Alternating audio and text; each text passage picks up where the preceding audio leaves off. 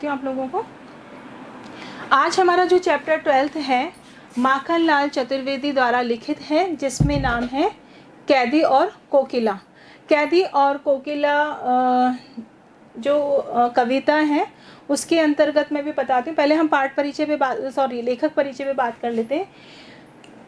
माखनलाल चतुर्वेदी का जन्म मध्य प्रदेश के औशंगाबाद बाबई नामक ग्राम में हुआ था और उनकी जो जन्म तिथि है वो 1889 में हुआ था। इनकी मृत्यु हुई थी 1968 में।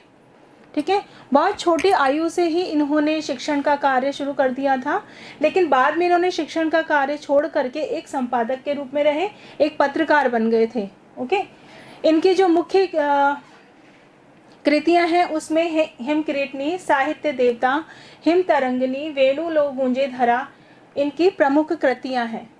उन्हें जो पद्म भूषण और साहित्य अकादमी पुरस्कार से भी सम्मानित किया गया है।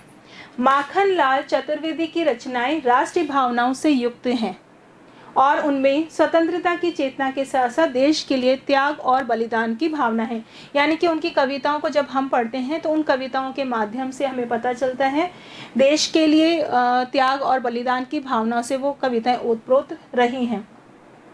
उन्होंने अपनी कविताओं में भक्ति, प्रेम और प्रकृति संबंधी कविताएं भी लिखी। ज़्यादातर इन चीज़ों का यानी किस में भक्ति, प्रेम और प्रकृति से संबंधित भी उन्होंने कविताएं लिखी।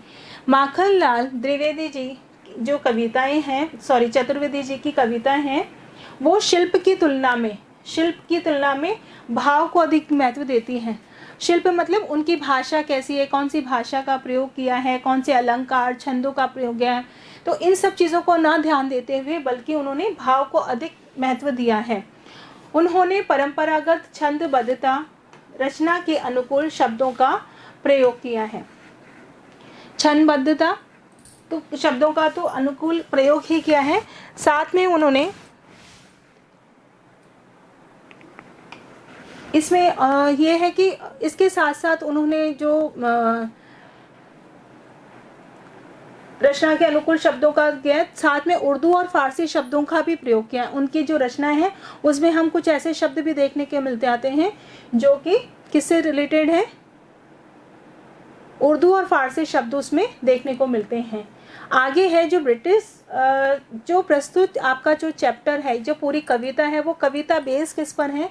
पूरी इस कविता के माध्यम से उन्होंने जो उस समय ब्रिटिश सरकार का, ब्रिटिश शासन का जो भारतीय स्वतंत्रता सेनानियों के साथ जो दुर्व्यवहार किया जाता था, उनको शारीरिक और मानसिक जो यातनाएं दी जाती हैं, उनका वर्णन इस कविता के माध्यम से हमको देखने को मिलता है। प्रस्तुत कविता के अंतर्गत जो कवि है वो एक जेल में एकांकी जीवन जी रहा है और उस जीवन को जीते जीते जब रात के अंधियारे में कोयल की कूक उन्हें सुनाई देती है तो उस कूक को सुन कर के वो कोयल से मन ही मन क्या बातचीत करते हैं उसका यहाँ पर वर्णन किया गया है। ओके,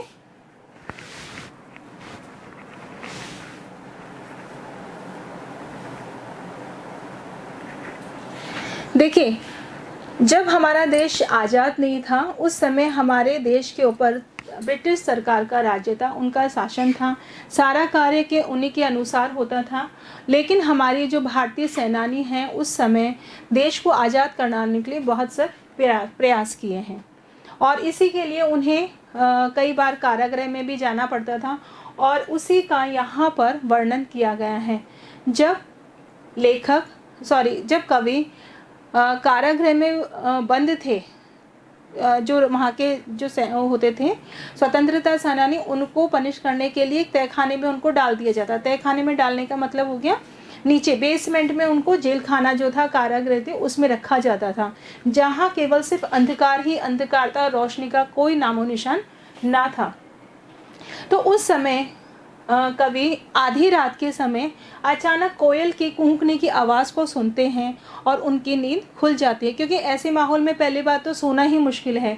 जैसे तैसे उन्होंने जब सोए और आधी रात को कोयल के कूकने की आवाज़ सुनी तो जो कवि हैं वो उठ जाते हैं और फिर कोकिला से प्रश्न करते हैं, क्या गाती हो, क्यों रह जाती हो, कोकिल बोलो तो, क्या लाती हो संदेशा किसका है, कोकिल बोलो तो। यहाँ पर कवि अर्धरात्रि में कोयल से बातचीत करते हुए पूछ रहे हैं कि हे कोयल, तुम इतनी आधी रात को क्यों गा रही हो?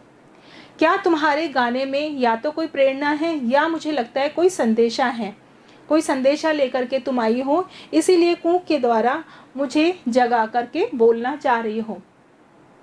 संदेशा मतलब समझते हो क्या होते है संदेशा? लेटर, नोटिस, मैसेज देना, कोई भी मैसेज है ना। तो या तो आप मुझे कोई प्रेरणा देना चाहते हो या मुझे कोई संदेश देना चाहती हो, कोई ऐसी बात बताना चाहती हो जो तुम अपनी कूक के द्वारा हम तक पहुंचाना चाहती हो।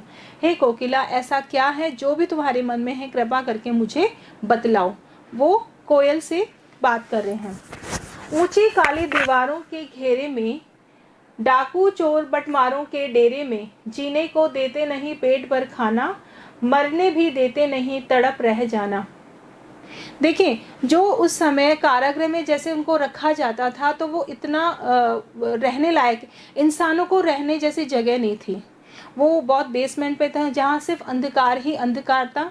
यहाँ तक कि जो दीवारें थी जेल खाने की, वो भी काले रंग की थी, सलाखें थी वो भी बिल्कुल काले रंग की थी। तो केवल वहाँ पर हमें निराशा ही निराशा दिखाई देती है। कवि का यहाँ पे कोयल से पूछना है कि इन ऊंची काली दीवारों के घेरे में, कि हमें इस काली ऊंची जो दीवारें हैं यहाँ पर रखा गया है।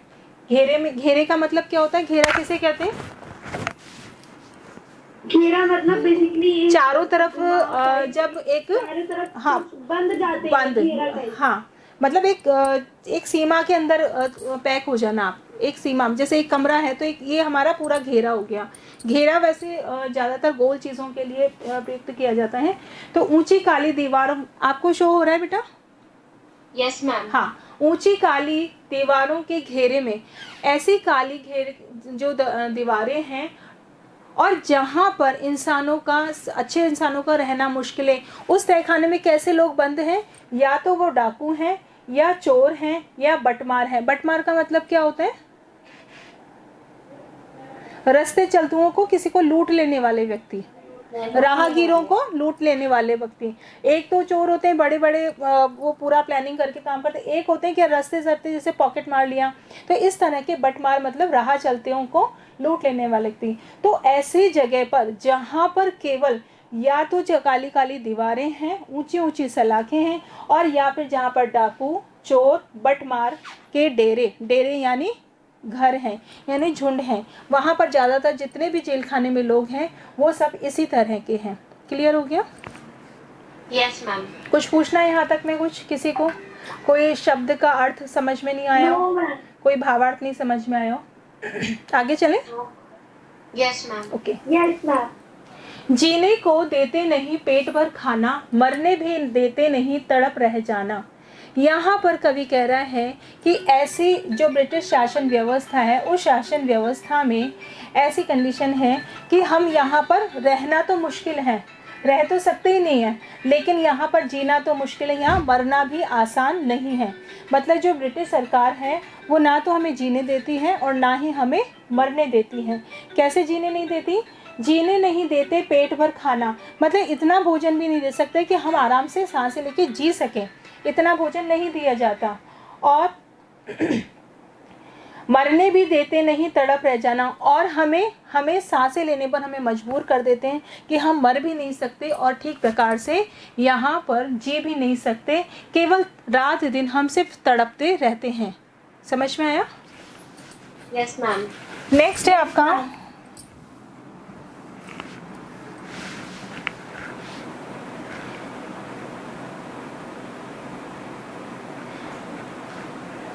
जीवन पर अब दिन रात कड़ा पहरा है, शासन है या तम का प्रभाव गहरा है। इस अवस्था में जहाँ हम रह रहे हैं, इस कंडीशन में जहाँ हम रह रहे हैं, मरने नहीं देते, जहाँ जीने भी नहीं दिया जाता और मरने पर भी नहीं दिया जाता। तो ऐसी स्थिति में जब हम रह रहे हैं, अब यहाँ पर जीवन भर अब रात दिन, उसके ऊपर इन्होंने यहाँ पर अपने ब्रिटिश सरकार ने अपने पहरेदार भी नियुक्त कर रखे हैं, जो हमारे हल पर, हमारी हर हलचल पर क्या करते हैं? दृष्टि रखते हैं, यानी हमारे ऊपर पहरा बिछा रखा है। हम अपने मन से कुछ भी कार्य यहाँ पर नहीं कर सकते। शासन है या तम का प्रभाव गहरा है। इस ब्रिटिश शासन का ये जो अंधकार है, ये जो चारों तरफ इतना अंधकार फैला हुआ है, मैं समझ नहीं पा रहा हूँ कि ये शासन का प्रभाव गहरा है या तम का, या ये जो रात है ये अंधकार है चारों। तम यहाँ पे किसको कहा गया? तम का मतलब ऐसा होता है अंधकार, अंधेरा, लेकिन यहाँ पर अंधकार किसको कहा गया है? निराशा को, निराशा को, क्योंकि ब्रिटिश सरकार का इतना उनके ऊपर जो अत्याचार है, उस अत्याचार के लिए ही यहाँ पर तम शब्द का यूज किया गया है। ओके, नेक्स्ट चलें। आगे है, हिमकर निराश कर चला रात भी काली, इस पर काली मामई जगी क्यों आली। यहाँ पर जो कवि है वो कह रहे हैं हिमकर निराश कर चला रात भी काली। अब यहाँ पे क्या कहना है कवि का? हिमकर कौन होता है? हिमकर का क्या अर्थ है? किसका पर्याय है हिमकर? चंद्रमा का। चंद्रमा का, चंद्रमा इसका पर्याय है हिमकर। अच्छा, जब रात्रि का समय होता है तो चारों ओर क्या होता है? अंधकार होता है, लेकिन जब चांद की छोटी हल्की सी रोशनी पड़ती है तो वो उस रात में भी वो रोशनी काफ़ी होती है, थोड़ा थोड़ा हमें दिखता है। तो वो चंद्रमा की जो रोशनी है वो थोड़ी सी हमें आशाजनक लगती है ना। यानी रात्रि के समय मान लीजिए आपकी लाइट चली जाती है तो चारों तरफ अंधकार हो जाता है, घर में भी बाहर भी, लेकिन अगर जब आप छत पे जाते हैं या बाहर निकलते हैं तो चंद्रमा की रोशनी से थोड़ा बहुत कुछ दिखाई देता है। सही बात है, ठीक है? Yes, ma'am. तो यहाँ पर भी कवि कहना चाहता है कि हिमकर निराश कर चला रात भी काली, कि अब मुझे ऐसा लगता है इस ब्रिटिश शासन के अंधकार को देखते हुए कि इसके सामने जो चंद्रमा है वो भी परास्त हो चुका है, वो भी हार मान चुका है। यानी इतना अंधेरा, इतनी निराशा छा चुकी है सब जगह कि अब तो यहाँ पर मुझे ऐसा प्रतीत होता है कि चंद्रमा भी अब यहाँ पर उसके सामने, इतनी निराशा भरे माहौल के सामने चंद्रमा भी हार गया है, इसीलिए रात इतनी काली दिखाई दे रही है। ओके, इस समय काली माँ मई जगी क्यों आली। इतना सब कुछ अंधकार होने के बावजूद भी, इतनी सब तरफ निराशा होने के कारण, हे कोयल मुझे ये समझ में नहीं आ रहा तू अभी तक भी क्यों जागी हुई है। ठीक है, अभी तक भी या तो क्यों जागी हुई है, तो कवि का देखिए वही पहला वाला जो हमने पढ़ा था कि कवि फिर वो प्रश्न पूछ रहा है कि क्या कारण है। या तो तू किसी कुछ प्रेरणा देने के लिए आई है, या फिर कोई लगता है कि कोई गुप्त संदेश देने के लिए तू यहाँ पर आई है। Okay, Yes. आगे देखिए, क्यों हूक पड़ी वेदना बोझ वाली सी, कोकिल बोलो तो क्या लुटा। अब देखें यहाँ पर प्रश्नवाचक चिन्ह है, तो प्रश्नवाचक चिन्ह का मतलब है कि यहाँ पर कवि जो है वो कोयल से पूछ रहा है। हूंकने का मतलब क्या होता है? एक साउंड निकलना मुंह से, जब एक तरह का साउंड, वो साउंड कैसा होना चाहिए? दुख भरा होता है, दर्द भरा होता है। मान लीजिए कोई खुशी की चीज़ है तो उसका साउंड हमारा कैसा होगा? अलग होगा। और जब किसी पर की तकलीफ होगी, दर्द होगी, परेशानी होगी, तो उस समय जो हमारी आवाज़ निकलेगी तो वो आवाज़ हमारी हूक कहलाएगी, यानी दर्द भरी आवाज़ को बोलते हैं हूकना। तो कोयल का जो गान है वो ऐसा लग रहा है जैसे वो हूक रही है। वो गान कैसा है? दर्द भरा है, निराशाजनक है। क्यों हूक पड़ी वेदना बोझ वाली सी, कोकिल बोलो तो क्या लुटा। हे कोयल मुझे ये बताओ, ऐसा क्या लुट गया, ऐसा क्या तुमने लुटते हुए देख लिया जिसको देख करके तुम डर गई हो और घबरा करके, वेदना मतलब दर्द से तुम, ऐसा लग रहा है तुम्हारे अंदर इतना वेदना, इतना दुख भरा हुआ है, उस बोझ के कारण तुम इस तरह की हूक का गान हूक रही हो, यानी इस तरह का गान गा रही हो। आया यहाँ तक? Yes, ma'am. अब एक बार थोड़ा सा आगे बाद में पढ़ाऊंगी मैं, पहले इतना है कि आप ये देखिए, इसमें से कुछ नहीं आ रहा प्लीज़ मुझसे पूछ लीजिए। कोई वर्ड की अर्थ नहीं आ रहा, आपका कोई मीनिंग नहीं आ रहा, वो बता देती हूँ। कोई भावार्थ नहीं आ रहा, एक बार रीड कर लीजिए पूरी कविता को, और अब मन में थोड़ा सा इसको जल्दी से अर्थ करके देख लीजिए। जो नहीं समझ में आ रहा मैं दोबारा उसको क्लियर कर देती हूँ।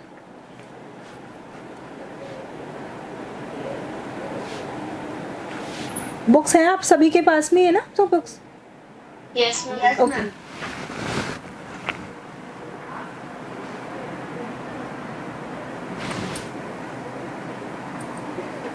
मैम आ गया समझ। पूरा आ गया? मैम आ गया। ठीक है, अब थोड़े से बीच में से मैं क्वेश्चंस पूछ लेती हूँ इसमें से,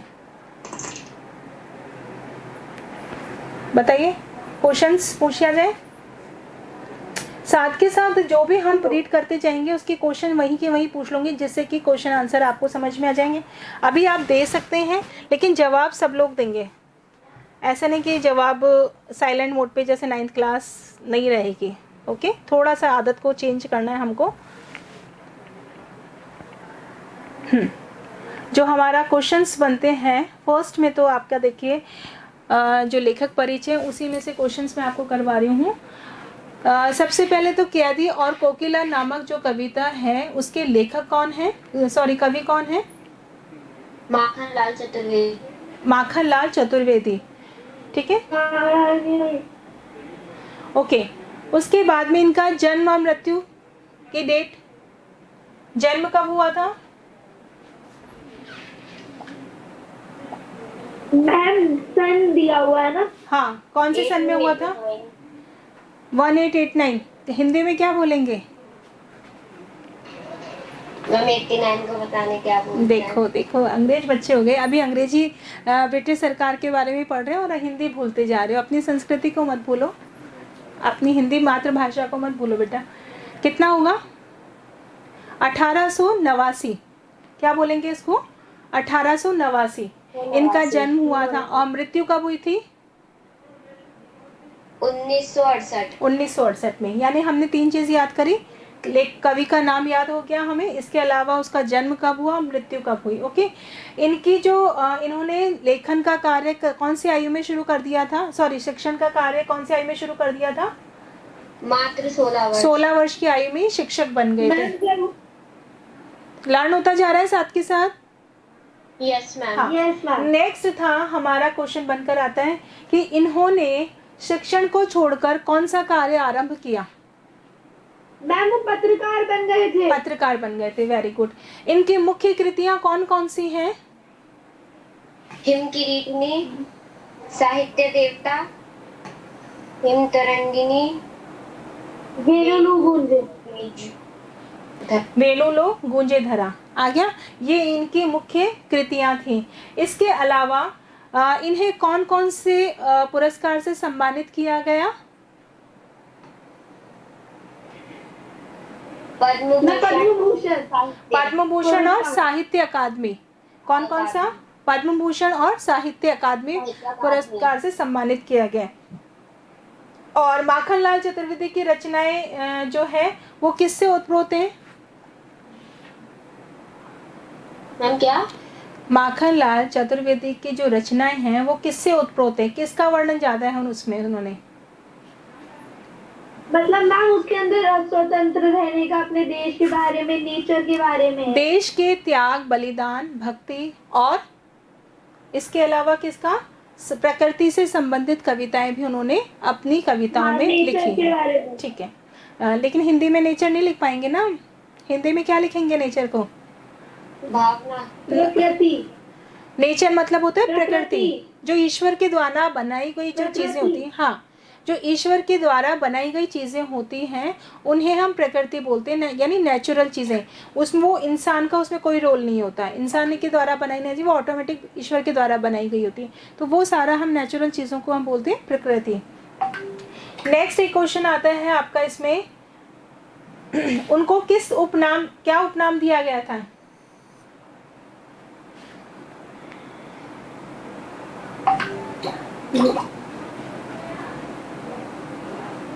एक भारतीय आत्मा। हाँ, क्या कहा गया था? उपनाम उनको दिया था, भारतीय आत्मा के नाम से उनको उपमानित किया गया था, एक नाम डाल दिया गया था उनको। ठीक है, और इसी के उसे उन्होंने कविताएं भी लिखी थी। ठीक है, और इसके अलावा जो नेक्स्ट आता है कि चतुर्वेदी जी की जो कविताएं हैं उसमें शिल्प के अलावा किसकी अधिकता है? उर्दू, फारसी। कौन बताएगा? केवल कनिष्का और दिया ही है क्या क्लास में? बाकी बच्चे को नहीं सुन पा रहे मुझे। मैम छंदबद्धता का मतलब क्या होता है? बताती हूँ। मैंने पूछा शिल्प की तुलना में उन्होंने किसको अधिक महत्व दिया था अपनी कविताओं में?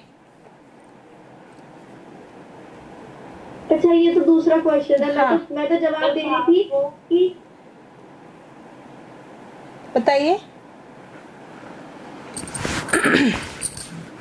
शिल्प के अलावा, देखो ध्यान से सुनो, शिल्प के अलावा उन्होंने भाव को अधिक महत्व दिया। भाव मतलब जो फीलिंग्स है, जिसको हम सिर्फ देख सकते हैं, महसूस कर सकते हैं, बता नहीं सकते, बोल नहीं सकते, दिखा नहीं सकते, लेकिन सिर्फ जिसको महसूस किया जाता है। यानी कि कैदी और कोकिला नामक जो कविताएं हैं, उस कविता को पढ़कर, उसको समझकर, उसको भावार्थ को पढ़कर आपके मन में एक भाव उठेगा कि हमारे को देश को आज़ाद करवाने के लिए स्वतंत्रता सेनानियों कितनी शारीरिक और मानसिक यातनाओं को झेला था, और उसके बाद में हम लोगों को देश की आज़ादी का अमूल्य उपहार उन्होंने दिया। समझ में आ गया? ठीक है। तो यानी कि ये जो चीजें होती है वो भाव। शिल्प का मतलब क्या होगा? शिल्प का मतलब, हाँ, शिल्प का आपने एक शब्द सुना है, शिल्पकार। शिल्प क्या होता है? शिल्पकार सुना है, तो शिल्पकार किसे बोलते हैं हम?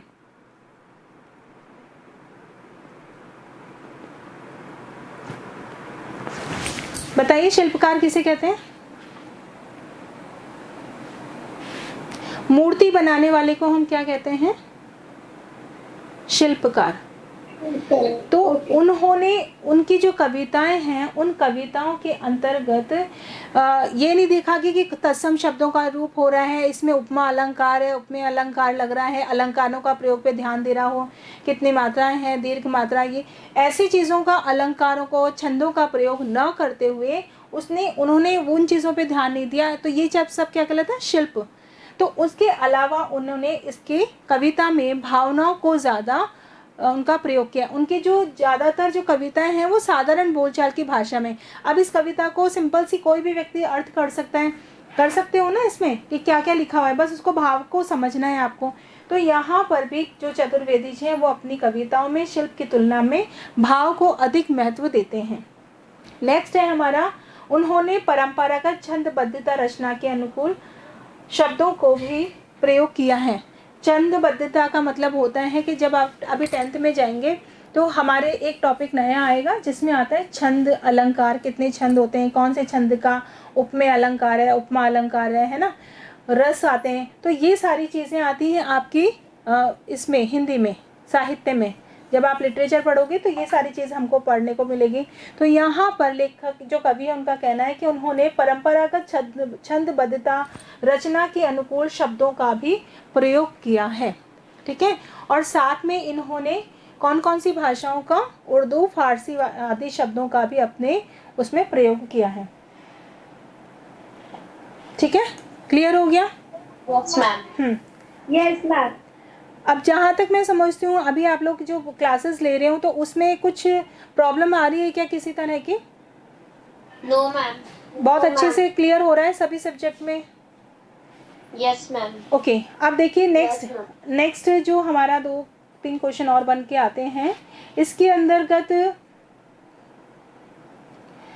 भारतीय स्वाधीनता सेनानियों के साथ जेल में किए गए दुर्व्यवहारों और यातनाओं का मार्मिक साक्ष्य है।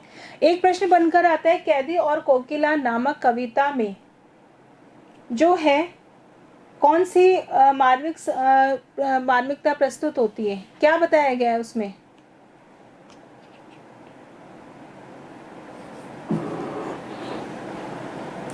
किस मार्मिक तथ्य का वर्णन कैदी और कोकिला नामक कविता में किया गया है? किस मार्मिक तथ्य का? भारतीय स्वाधीनता सेनानियों। मैम, हमारी स्वतंत्रता की लड़ाई के बारे में। नहीं, और जो भारतीय मतलब जो स्वतंत्रता के लिए हमने बहुत सारी चीजें की थी, ब्रिटिश लोगों ने जो किया था हमारे, उसके लिए जो भारतीय सेनानी टाइप, मतलब जो वो थे सोल्जर्स, और मतलब वो जो आंदोलन कर रहे थे, प्रोटेस्ट कर रहे थे, उनके बारे में बताया गया है। तो इसका किस तरह से लिखेंगे? हाँ, मैम दुर्व्यवहारों और यातनाओं। हाँ, इसका शॉर्ट में किस तरह से दिव्या आंसर होगा, देखिए इसके अंतर्गत होगा कि किन मार्मिक तथ्यों का वर्णन किया गया है कैदी और कोकिला नामक कविता में। तो उत्तर निकल कर आता है कि भारतीय स्वाधीनता सेनानियों के साथ जो जेल में दुर्व्यवहार किया जाता था और उनको जो यातनाएं दी जाती हैं, उन यातनाओं का वर्णन कैदी और कोकिला नामक कविता के माध्यम से कवि ने हम तक पहुंचाया है। ठीक है, यस मैम। ओके, एक क्वेश्चन और।